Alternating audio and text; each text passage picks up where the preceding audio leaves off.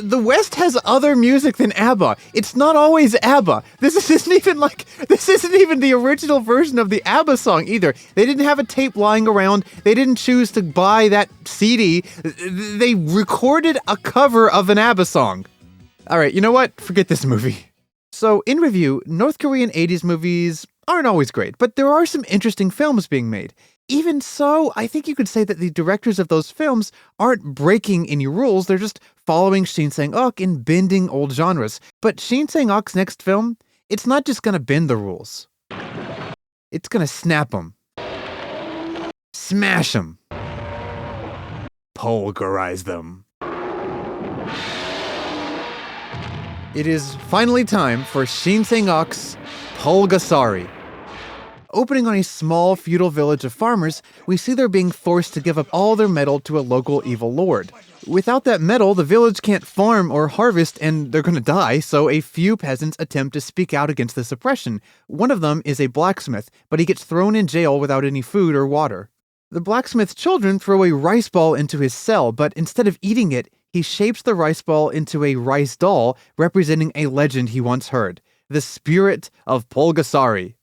After the blacksmith dies, because he didn't eat the rice ball, his daughter gets a hold of the tiny action figure, and after some accidental blood magic, Pulgasari comes to life, and he is adorable. Look at him in the little box. Look at him. Hey there, little guy. Hey there, little Pulgasari. Oh, who's a good spirit? Who's a good spirit eating a needle? Eating a lot of needles. Okay, he's eating a lot of needles. He's eating a lot of needles. After a few days, Pulgasari's grown to the size of a particularly threatening baby who begins fighting back against the feudal lord's forces. He's eating their metal swords and attack— No, Pulgasari, no, not the face! No eating faces! No eating faces! Somebody get his spray bottle! As Pulgasari grows, he inspires the villagers to take up arms and fight back against the feudal lord's troops. The feudal lord tries to blow Pulgasari up with artillery, which doesn't work. After that, they try to burn him in a cage. That doesn't work. Their dumbest plan is to throw him down a hole. Yeah, we'll throw the giant monster down a hole, defeating him forever. Also doesn't work. Finally, Pulgasari reaches the Lord's palace, and in some of the best practical special effects of any North Korean movie, he smashes the palace up. Now they were truly Pulgasari. That's 2 puns, Paper. You only get 1 more. Yeah, but I think it was worth it. Had the film ended here, it'd be a pretty easy movie to analyze. Pulgasari is the undying, dedicated spirit of the working class, but Pulgasari doesn't end here. There's still 10 minutes left of plot. And those last 10 minutes are the most important of the entire film, because Pulgasari is still hungry. He begins eating all the iron in the now freed country, becoming more dangerous to the villagers than the feudal lord ever was. Left with no other choice, the blacksmith's daughter hides in a big metal bell and tricks Pulgasari into eating her.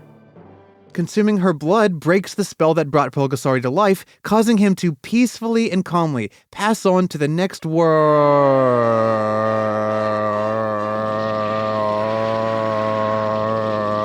That'll work too.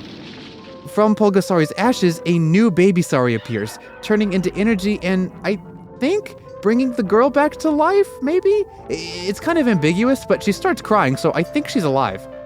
Pulgasari's ending, where even after the evil feudal lord is defeated, he remains a threat, well, it can be a little puzzling, and numerous interpretations have been set forth.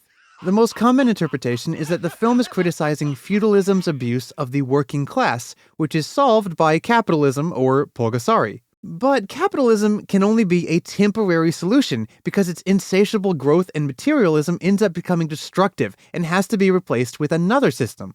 Socialism. But a very different theory says the movie was a way for Shin Sang-ok to mock his North Korean captors. In this theory, Pulgasari is not capitalism, he's the Kim dynasty, who once did fight against an oppressive government, but has now become worse than what was there before.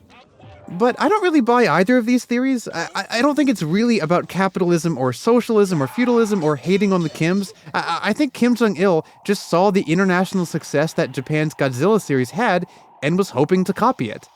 Kim, as a big fan of international films, knew that Godzilla movies are about more than their big rubber suit fights. Godzilla movies are about something. Early 1950s Godzilla films were critiques of nuclear weaponry. 1970s films were about pollution and environmentalism. So Kim, who was involved with this film's writing, wanted to insert the illusion of some deeper meaning into Pulgasari because that's what he thought would make it into an international blockbuster. Now, domestically, Pulgasari did great. It was Shin Sang-uk's most popular film inside North Korea. There are defector accounts from the time talking about how people would see this movie 5, 10, 20 times.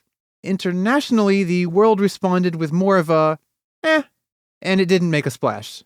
Pulgasari would eventually get some popularity with kaiju fans in the late 1990s, a decade after its release, but it's hard to tell if Pulgasari really deserves that cult classic status.